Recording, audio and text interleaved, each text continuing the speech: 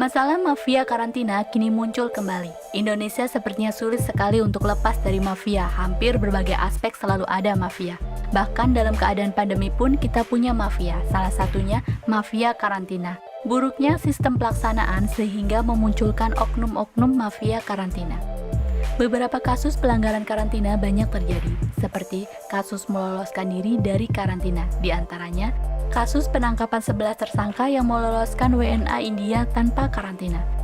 Kasus selebgram yang menyuap oknum petugas untuk bebas karantina. Pengalaman sama juga dialami pekerja migran Indonesia yang kembali dari luar negeri. Dugaan permintaan uang oleh oknum petugas kepada pekerja migran Indonesia dari Hong Kong agar bebas karantina. Ketua Pusat Studi Migrasi Migrancare Anis Hidayat menceritakan ia menerima dugaan seorang PMI dari Hong Kong yang ditawari 4,5 juta untuk tidak karantina sekitar Desember lalu dari bandara ke Wisma Atlet. Oknum petugas tersebut meminta paspor PMI tersebut supaya secara administratif tercatat melakukan isolasi tapi secara fisik tidak ada. Kemudian kasus berikutnya tentang kasus dugaan mengcovidkan agar menjalani isolasi di hotel. Seperti WNA Amerika yang merasa ditipu dan bahkan diancam dideportasi. Banyak turis asing yang memilih diam. Namun turis dari Urkenia yang satu ini dia tidak diam. Ia mengirim pesan ke Menteri Pariwisata dan Ekonomi Kreatif. Turis tersebut merasa ditipu karena sehari sebelum keluar dari hotel ia dinyatakan positif COVID-19. Berdasarkan hasil tes PCR, turis itu bercerita, ia tidak diperbolehkan melakukan uji tes PCR dari luar untuk membandingkan hasil sebelumnya. Itu tidak adil dan benar-benar keterlaluan. Kami tidak memiliki gejala apapun dan isolasi tambahan sangat mahal. Jadi pasti saya merasa bahwa kami ditipu. Saya memiliki teman yang berada di rumah sakit karantina yang diperlakukan seperti Sandra. Terkait dugaan pelanggaran itu, tim Satuan Tugas Penanganan COVID-19 meminta korban untuk melapor agar dilakukan penyelidikan. Sandiaga merespon dengan mengirim timnya untuk menyelesaikan masalah itu. Saya berharap kedepannya tidak ada lagi wisatawan yang mendapat pengalaman yang kurang menyenangkan. Saya tidak akan segan untuk menindak tegas oknum-oknum yang mencoba mengambil keuntungan namun mencoreng nama baik Indonesia. Melihat rangkaian pelanggaran yang terjadi, Anis Hidayat dari Migrancare mengatakan, mafia itu memanfaatkan posisi rentan mereka yang datang dari luar negeri. Bagaimana meraup keuntungan dari posisi rentan korban? Itu yang terjadi dalam pelanggaran karantina. Hal ini bisa terjadi karena sistem karantina memunculkan dan memberi ruang bagi mafia untuk beraksi.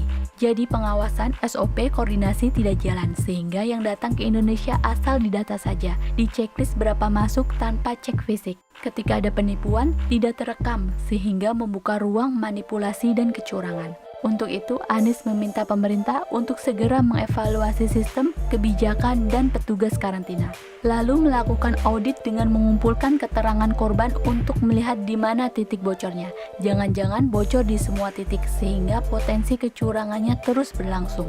Sementara itu, Perhimpunan Hotel dan Restoran Indonesia (PHRI) berharap agar dugaan pelanggaran tidak selalu dikaitkan dengan asosiasinya. Karena apa yang dilakukan hotel berdasarkan regulasi yang ditetapkan pemerintah. Ketua Umum PHRI Haryadi, hotel selalu disalahkan ketika muncul keluhan dalam pelaksanaan karantina.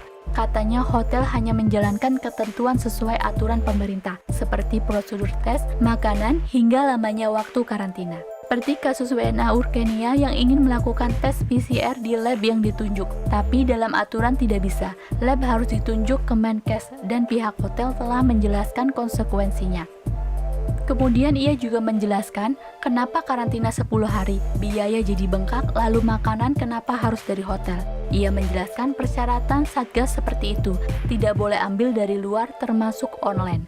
Bukan posisi hotel mau menyusahkan masyarakat, tapi memang regulasinya seperti itu. Posisi PHRI sangat terbuka jika ada kesalahan akan kami tindak tegas. Haryadi menambahkan dalam proses karantina terdapat beberapa pihak yang terlibat, mulai dari bandara, hotel, hingga pemeriksaan kesehatan oleh pihak Satgas COVID-19.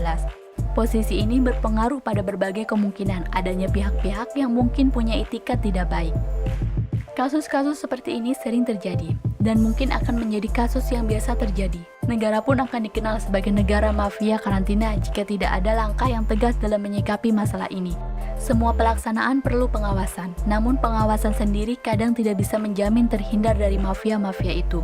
Membuat tempat pengaduan pun akan sama saja tidak bisa membantu jika pelaksanaan terdapat mafia-mafia yang dengan mudah memanfaatkan peluang.